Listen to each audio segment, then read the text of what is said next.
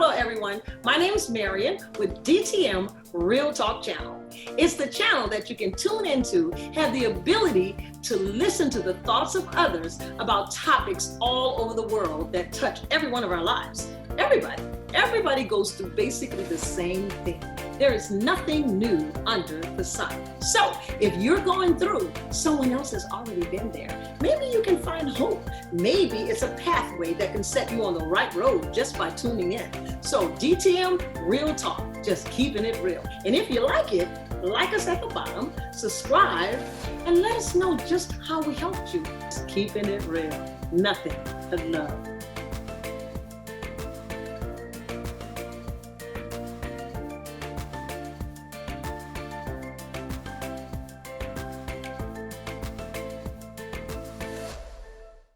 Hello, everyone. Good morning. Welcome to DTM Real Talk.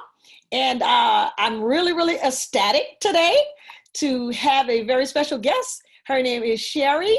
And I think we've been talking about low self-esteem here lately. So we're going to allow Cheree to actually share with us her story, how low self-esteem led to a lot of different areas in her life, and she'll share that. And by the way, I don't know Cheree. I just met her through a spiritual son of mine in Tennessee, and he told me that he was impressed with her story and that the world would be too. So hey, Cheree, say welcome to the folks out there.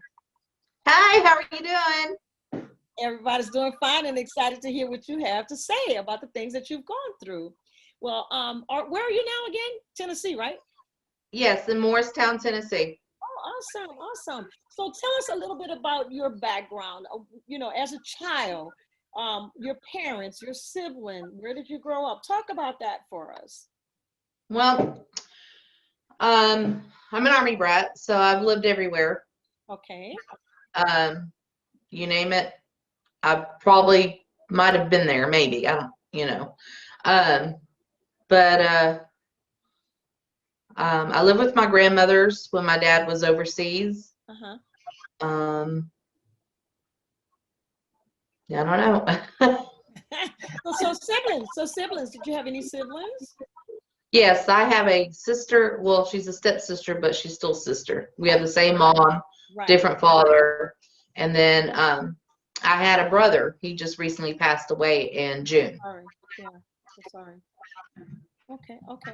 So I think we were talking the last time we did this was addiction. So it was choice of addiction. So you can talk about that, and I'll kind of listen in and see where it connects with the low self-esteem issue.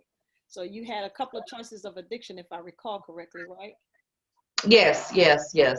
But I believe the low self-esteem actually started when I was a child. Okay. I think it started probably when I was in, I want to say 3rd to 5th grade. Okay. And what it was, it started as the family was like, oh, you're going to get fat, don't eat this, don't eat that. And then there was a stepmother that came involved. Okay. Well, this stepmother, she would, before I'd go to school, she'd make me poke my stomach out. And we lived in Korea at the time. She made me poke my stomach out in the morning time. And she would decide if it was too fat or not. And if it was too fat, she would make me take an adult vitamin and go on to work. Go on to school. Adult vitamin? An adult vitamin for breakfast. And then send me on to school. That was her way of saying you're not going to eat? That was her way of saying I wasn't going to eat. OMG. Okay. Yes, that was her way of saying I wasn't going to eat. Every morning she'd wake me up approximately about 4 o'clock in the morning, make sure that I would clean the house. Now, mind you, I was in school. I believe I was in year 4, elementary school, when this all started. Okay. And so she had, I guess, thought that I was too fat or whatever, and I wasn't fat. And so she started starving me. Wow. So she would send me to school with a little bun about that big for lunch, and that'd be it. And this was a stepmother? This was my stepmother, yes. Did your dad know this? My dad, most of the time, he was out in the field. We were stationed in Seoul, Korea. Uh-huh. Excuse me, we were stationed in Donggucheon, Korea. Uh-huh. So most of the time, he didn't know everything that was going on. Right, right. So, So so how long did that last for? And when did she start to give you food, or did she? no, she didn't. I ended up begging the GIs on the way to on the bus traveling from Camp Hovey and Camp Casey, and Uh-huh. begging them and asking them for money, saying that I had forgotten my lunch money, and that was the way I was able to eat some stuff. Right, right. Wow, wow. So at what point did it transition into addiction? And I mean, did Oh, that? it transitioned into a food addiction, full blown. I still currently deal with that right now.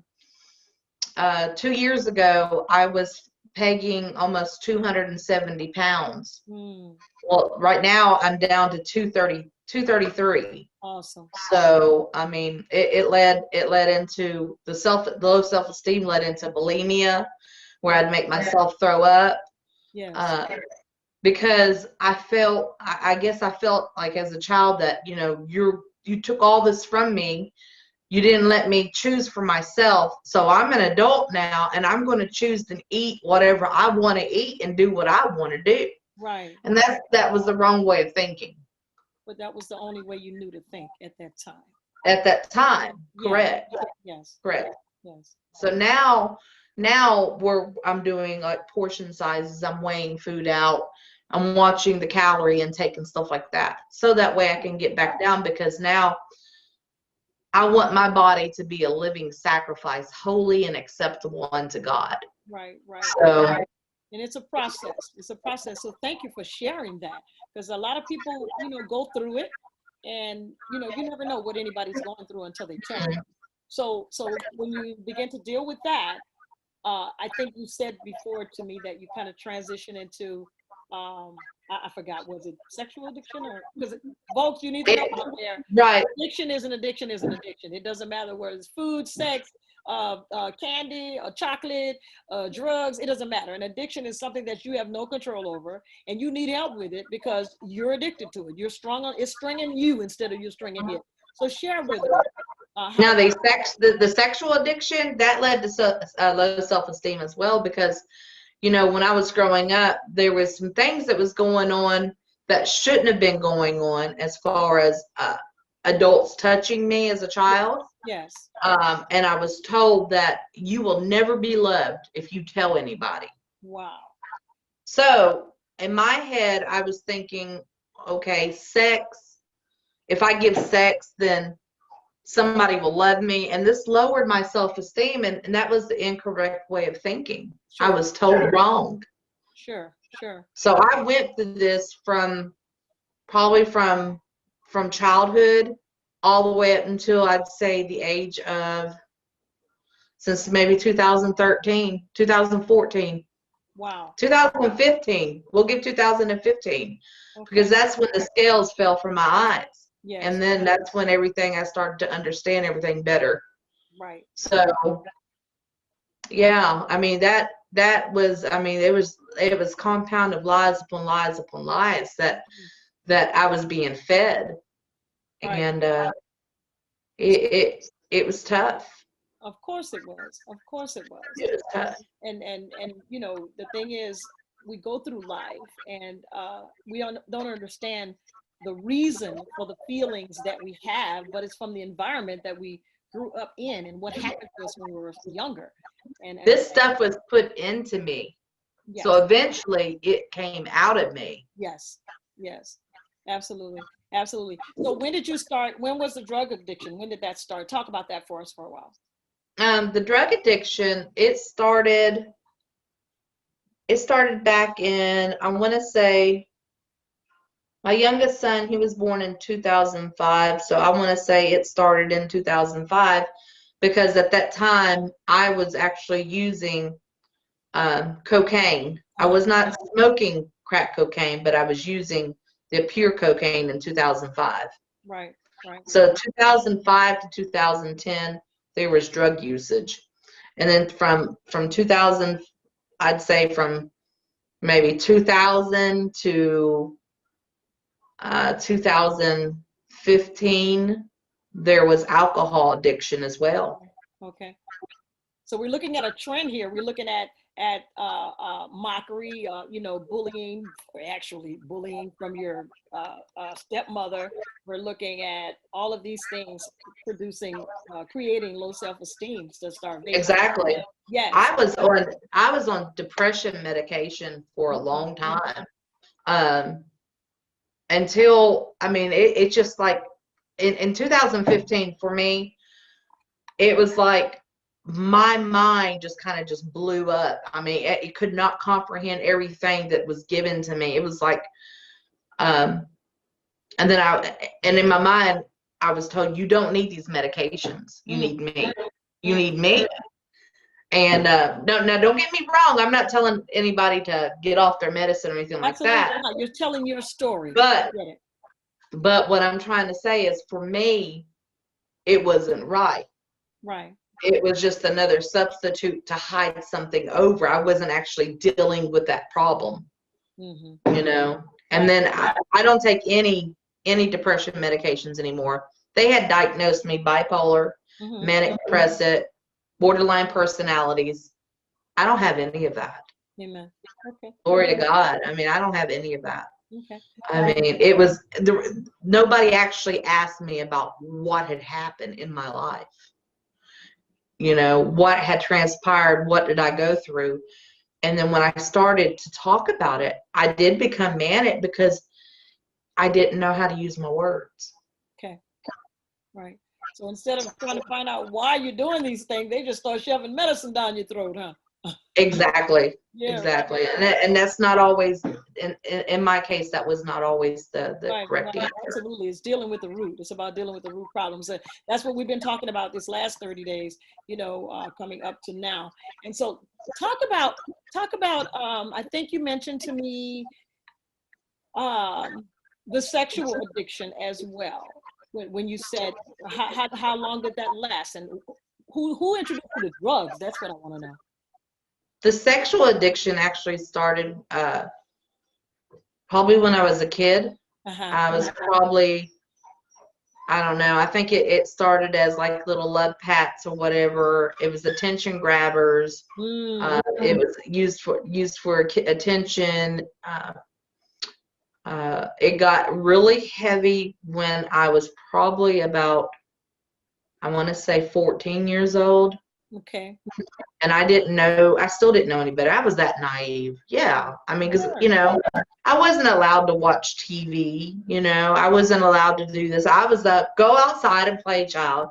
And when that light comes on the street, you get inside. Right. That was it. As kids, we didn't talk about sexual stuff. We didn't, but then when the sexual stuff started happening, I didn't know. All I knew is that it felt good. Yeah, absolutely. As a child. Right. That's all I knew. I didn't know it was wrong. Right.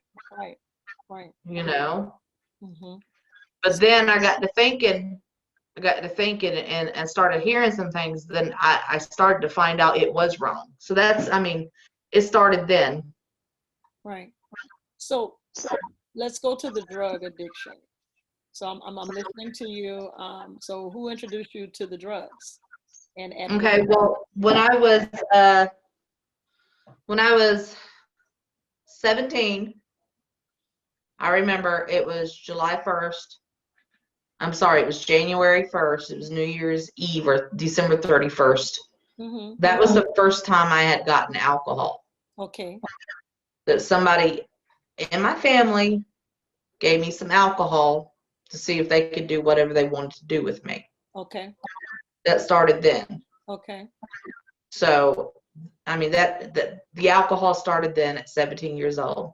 Okay. It didn't really latch on because I didn't like the way it made me feel. It made me feel out of control.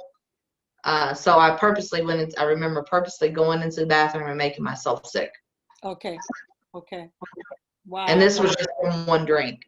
Now, I'd said the drug addiction, with the alcohol and stuff. Well, let's see. I got married at 18. Mm-hmm. And at 19, my husband had done cheated on me. Okay. And so I was having issues there. I was bitter. So I was just drinking and drinking just to hide it. And at this time, we'd had one child. Mm-hmm. And then he had cheated again. Mm-hmm. And I didn't know at the current time, but I had gotten pregnant by him. And well, he had punched me in the stomach when I found out that I was pregnant. Wow. So, I mean, that bitterness, I went from my first marriage for 10 years of bitterness and alcohol, you know. And then I guess at that 10-year mark, I decided I flipped out and I was like, this So, is my life. I'm going to do this. Yeah, Cheree, at the time I'm listening and I'm thinking, at the time he cheated on you, seeing that you went through so much you went through and was already at a point of low self-esteem, how did that make you feel? Even lower? Is it safe to say that? Explain that feeling. Yeah, it made me feel, I mean, it made me feel so low. It was unreal. And when I had found out the second time he cheated, I figured I was going to go out and find somebody else too. Yeah. And of course, I used the sex to think that it was love to hook myself up with another man. Right. And that wasn't love, that was lust. Yeah, absolutely. Absolutely. Yeah. Wow. So in order to make myself feel better, I went and done what I shouldn't have done. I chose the wrong thing. Right. Okay. That's clear. That's bold, baby. That's bold. I thank you so much for sharing that. I mean, you've gone through an awful lot, and it's taken an awful lot for you to share that with the people out there today. And I too can identify. I was on the drug route too. I said that last month or the month before with the people that you know, I was on the same route. But it all produces self-esteem, low self-esteem, low self-esteem. Yes. Feel worthless. And yes. So, now, my question to you now is, at what point are you now and why? The point where I'm at right now, now don't get me wrong, you still struggle with low self-esteem at times. But the thing is I don't stay there. I don't stay there. I look at it and I look back where the Lord brought me from. And I keep on a stepping, because the windshield is a lot bigger than that rearview mirror. Wow. So what would you say to the young ladies, the young women out there now that may be struggling with their weight and they're feeling less than, or if they are struggling with someone touching them and they're afraid to talk? Speak to them today. You take it one day at a time. You don't be scared. Don't let fear rule your life.